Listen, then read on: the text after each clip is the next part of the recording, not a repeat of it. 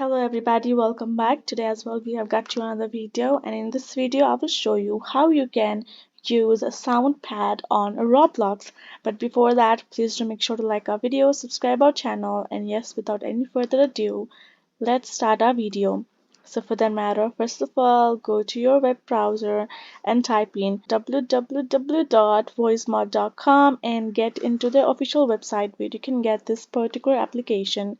Now tap on this Get Voicemod free and then simply install this particular application on your computer. Now here in this section, all you have to do is go to the settings of your voice mode, and then you will be able to input your microphone as it has shown over here. You'll have to make sure here in this input section you will enter your microphone, and here in this output section you will enter your speaker. Again, connect them. Once you're done, you will be able to go to this section where you can see this is simply a soundboard keybinds, where you can choose any of the activity. You can see we have alright, bad shot, bye bye, chars, etc.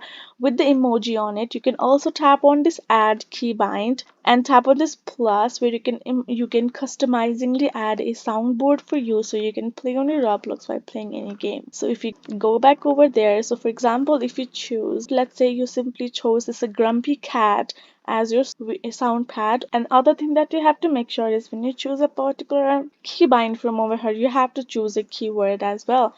So let's say for a grumpy cat, I will simply use meow, right? So if I go to the Roblox and here in the settings section, I'm going to tap on this input device and I'm going to tap on it, and here in this we'll select the voice mode microphone option and simply add in the keyword, which is meow for us.